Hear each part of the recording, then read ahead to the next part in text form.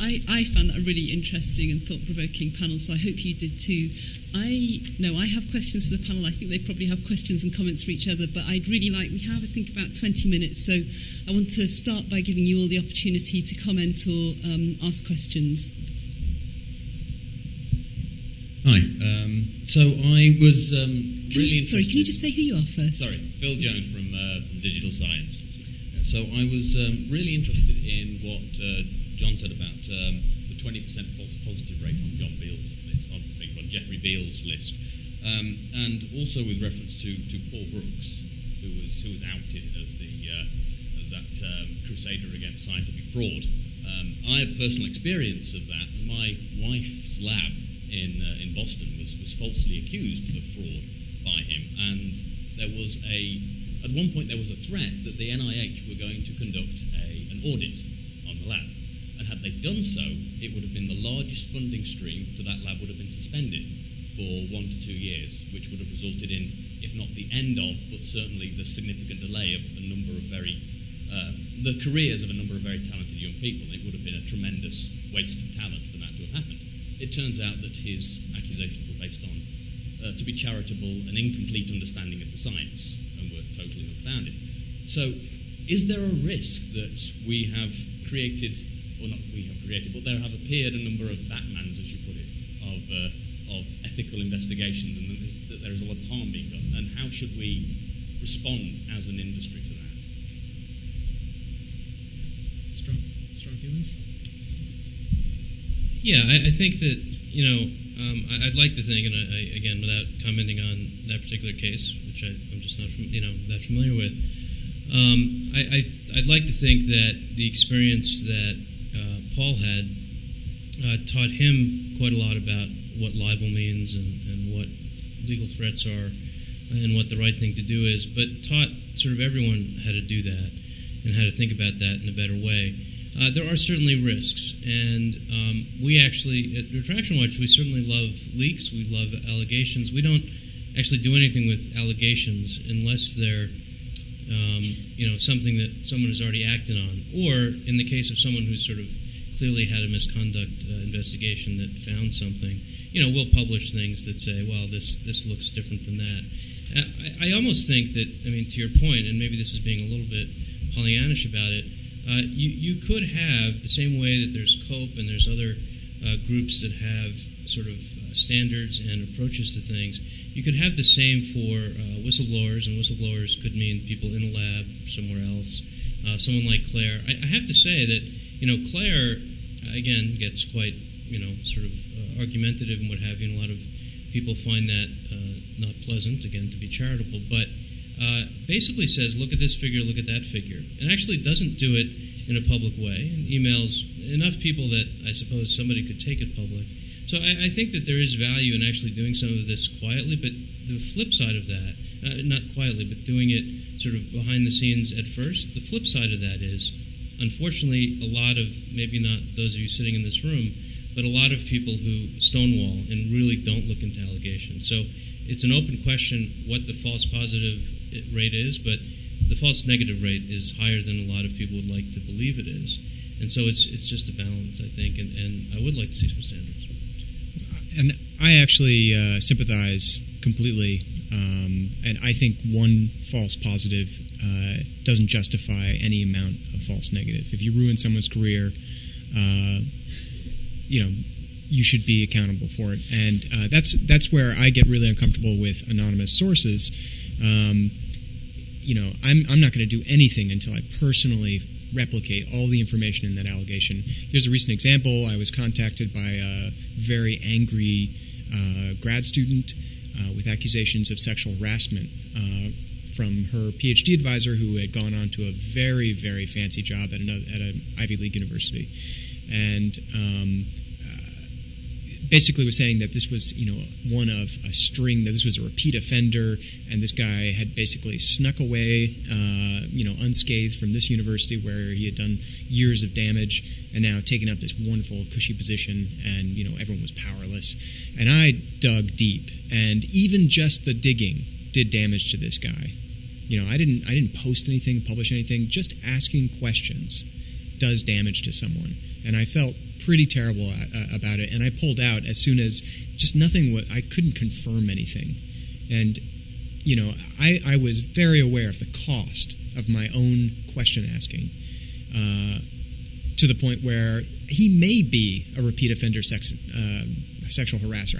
I just to this day do not know, but essentially I couldn't justify probing any deeper. Because the next steps that I would take would basically, it's very binary.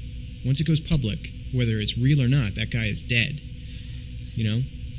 So I take that very seriously, and I tiptoe into these investigations, and I keep track of the cost and the risk for the sake of the person that I'm investigating. And ultimately, by the way, my ass is on the line. If I go public with a story and it turns out to not hold up, I'm toast. So, that's the way it should be. I think our ass should be on the line.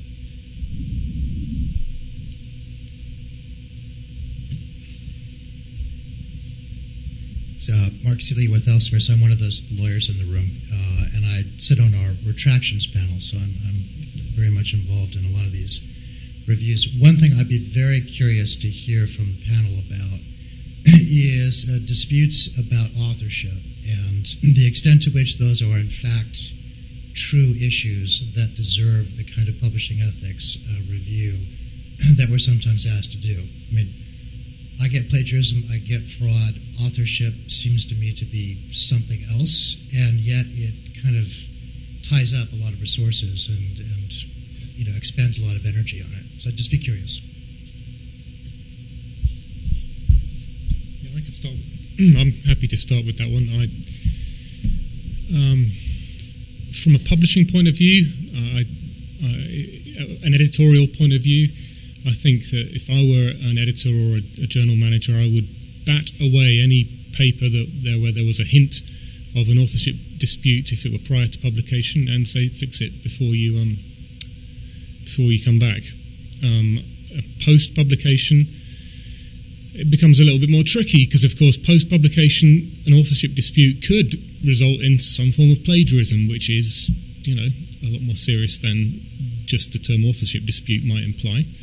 And I think you've got to deal with that really carefully and with a great deal of process. And the last thing, of course, COPE has flowcharts that help define a process by which you can investigate authorship disputes, either prior to publication or post-publication, which many editors and publishers indeed also find useful. And that's all I got.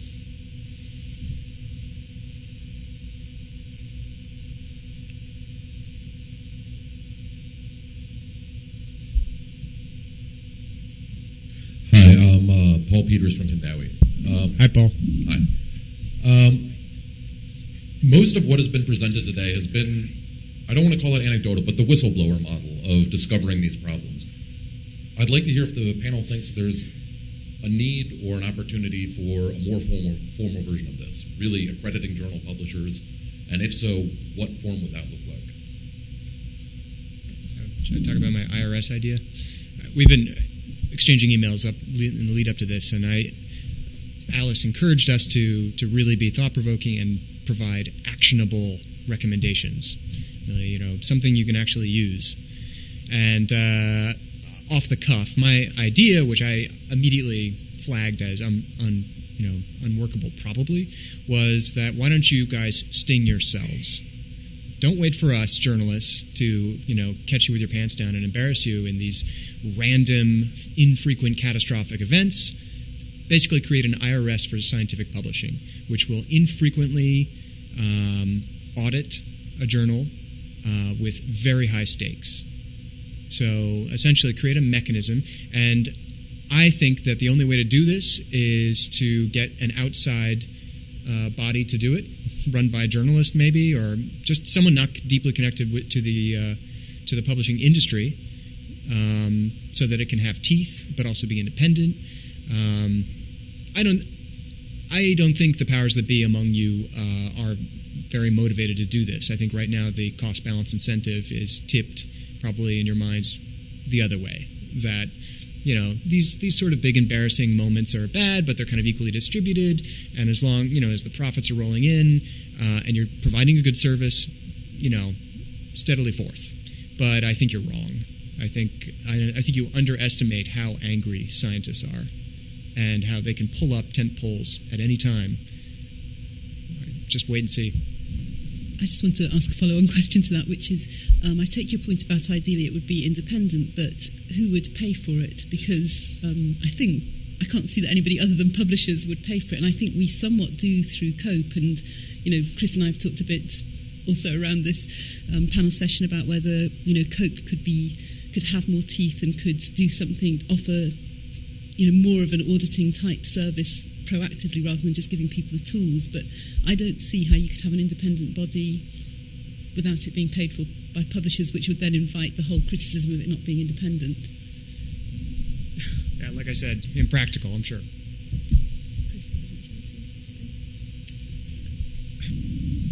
I'm trying to think of something useful to add. Just about COPE. COPE is not a regulatory body. A lot of people out there in the world seem to have this misunderstanding about COPE, that it's a regulatory body. And as Alice describes it, it's correct. It's not a regulatory body. It's a support network, really, for editors, and hence the tools that it provides and the complaints approach to dealing with complaints that it has. It's a membership organisation. So for COPE to turn into the kind of organisation that performed an audit, it involves a little bit of a change in the way that COPE thinks, and that's where I'll stop talking. Hi, I'm Angela Cochran from the American Society of Civil Engineers. There seems to be, among people outside of publishing, which I would include Ivan and John in that category, a complete disregard for the number of papers that are found to be fraudulent during the peer review process. And I really wonder what you think would happen with this whole throw it online and do post-peer review later, when in our experience, 9 out of 10 of the misconduct issues that we investigate are papers that are in review. So you don't know about them because there's no retraction. It's not public. We've done an investigation. We've sent it to a university to look at. We've gotten feedback from them. We've possibly sanctioned the author. We've definitely declined the paper. But where do you see, or do you not see, that there's this value in finding these things during the peer review process? Well, I think it's a great thing. What I'd like to see is a report from all the publishers and actually detailing. If that's legitimate fraud, if journals are finding it, if editors, publishers are finding that, I trust that you're taking it to the institutions, but if we're sitting here talking about conflicts of interest, the institutions don't exactly have a real incentive to broadcast that to the world either. So sometimes we hear about that. It's a rare case, though, and we kind of have our hands full just trying to keep up with retractions. I think that actually speaks to why post-publication peer review would be a good solution, because if we sort of let me take a step back. Have you ever looked at how many of those papers are then published somewhere else? So, lots of them. So and they went through peer review. So now there's a peer-reviewed version. Now you know it, and probably a lot of people in the field know that there's something suspect. But if it has the same peer-reviewed stamp on it that something else does. Now I think there's Kent in the back of the room and is going to talk about prescore, and that's an interesting sort of way to look at this. Is obviously, I think, in its infancy, it's fair to say, but interesting possibility there. I think that the problem that we have is that certainly the public and I think unfortunately a lot of scientists sort of look at peer review as all equal. If you start to say no, it's posted, that's different from published, because posted means it wasn't peer reviewed, or just somehow say it hasn't been peer reviewed yet in big red letters all over it. That would allow other people to find out what was wrong with it. We sort of toy with this idea of whether or not, and a lot of editors have different opinions on the idea of a blacklist, but I think the accountability fails if actually all of that's happening under the table, so to speak, or sort of without anyone seeing it. In a post-publication sort of approach, or if you look at what PubPeer is doing, it's all happening out in the open. I just think that's a better option. Let me add, just real quickly, I actually just don't understand whose interest is being protected by having all that fraud being found and then quietly dealt with pre-publication. I just don't understand what the nature of what worries you, because it sounds like that's exactly the wrong way around. Surely, if we knew about all that fraud in a more transparent way, it would help reduce its frequency. Well, I think the number of papers that would be retracted without peer review. So if we say 500 papers were retracted that were in PubMed in 2013 that went through peer review, if you added the number of papers that were actually declined and investigated during peer review, we don't know what that number is because the peer review process for most journals is confidential. So you're saying it would be more embarrassing for journals ultimately if they had more retractions? No, I'm saying that that there is fraud and there is duplicate submission and there is plagiarism that's being found in the peer review process and dealt with through the channels through the same channels without the public shaming, I suppose, where they're being reported to their institutions and they're being investigated. My question is, why is that a good thing? Whose Why interests? is it a good thing? Yeah, whose interests are being protected? It sounds like the fraudsters. Well, you may not see that paper show up because it's fraudulent. But that's the whole point. We want it to show up, with the fraud stamped on it. Okay, I don't know. I am an outsider. I totally acknowledge that I'm an outsider, and I'm struggling to understand. I would prefer not to waste the time and resources publishing papers that we know are going to be retracted. Gotcha. What if fewer bad fraudulent papers were submitted because the cost was higher? I'd like to turn this entirely on its head. Okay. Imagine we had a de facto model where things were posted and then reviewed after. What would we see? We would see a lot of stuff out there with very few manuscripts getting any attention at all. Now, someone brilliant like you, Angela, at some point says, I have a solution. We have to come up with a standard to make sure that at least one editor and two reviewers eyeball looks at every single paper. And you know what? We're also going to do a few other things. Let's check for plagiarism. Let's check for conflicts of interest. Let's make sure the author signs some forms attesting that this is a real submission, et cetera, et cetera. Let's and for those who feel that that's not enough, let's add a biostatistical review. Let's add a technical review. Let's ask the author to go through some revisions. Someone would say, before that paper, so we know that paper, before it comes out, at least went through some of that, or at least claimed to go through that. Someone would say, Angela, my God, what a brilliant idea. And we have it. Good going.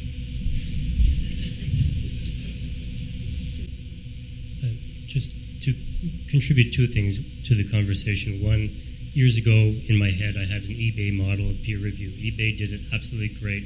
The seller and the buyer was rated, and it was very transparent. The transparency was impossible to change. You could not change your address, and you were locked into your rating.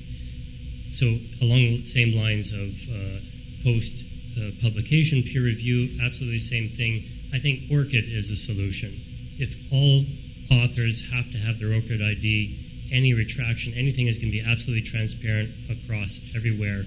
And if a paper comes in, someone looks for an ORCID ID, they'll see the whole history of this person without having to look for elements of fraud or other things. It'll be readily transparent if it's linked properly to all the blogs and all the post-peer review. So I'm certainly a fond person for post-peer review, but I absolutely get the amount of effort, the crisis of effort and money spent publishing things that in the end will be retracted or otherwise. It would just be an economic disaster for 3 to 5 years' time until things start sorting out and everybody realizes where the problem lies and these people are removed from the system. The other comment I wanted to make, and just again a contribution to the discussion, is we are talking a lot about the ethical practices of journalism and the ethical practices of outing things that are wrong in society. And I lived back in the 80s with my own research with primates, with PETA on PETA target lists and labs being burned, not my lab fortunately, but other labs. And it gets to a point that once you get to a critical mass, it gets out of hand, and then you have everybody and his dog wanting to change the system. And so while I get the ethical journalism aspect of things, I worry about the slippery slope of as increased attention comes to the fraud of peer review, or not the fraud of peer review, the broken system, that more and more public are going to get onto the back of the system, and then where do we go? And that's just a comment. I don't know what the future holds. But I lived it from an animal rights point of view. It's very scary when the population is awakened to try to change the system themselves.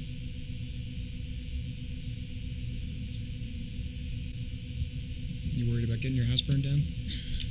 Every day.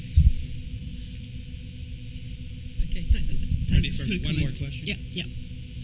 Look, I'm very glad that you folks are up there doing your job on this. Mike's not on? Okay. Very glad that you folks are doing your job on this. It's fortunate that we still have investigative reporters. Trade magazines, newspapers don't really have a business model these days that allow you folks to be paid for your job. I'm very glad that retraction.org exists. But you found 500 articles last year. 2 million were published. 28,000 titles. Some 5,000 publishers. Are there some bad actors? Yeah, and John, you found some. And you sloughed them out. You sloughed them out because there's a new pay-to-play business model. Anytime there's new opportunities, there's new hucksters. But I summarily reject your characterization of our industry as corrupt. I really do, and I'm surprised that no one... That was the perception, keep in mind. You called us corrupt, right to our face. Okay, but And I couched it as this is the perception. And you said most of the scientific community agrees with you. Those who pay attention. Okay. Well, I reject both claims. Most of our editors from the organizations in this room are part of academia. So are the authors. So are the reviewers. We're part of an ecosystem. It isn't perfect, but it's self-correcting. It's self-correcting at a decent time scale. Now, you want to call an industry correct, go after Wall Street.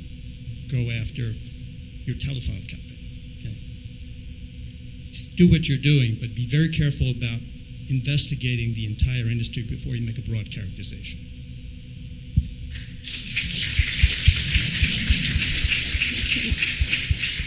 Well, I would like to just take this opportunity to thank you for all your questions, which were really great, but also to thank the panel and particularly John and Ivan, who are kind of from outside our industry, for coming here and standing up and telling us some interesting things. We may not agree with them, but I think it's not a bad thing to hear about how other people see us, even if we may not agree with it. So thank you all very much. Really enjoyed it.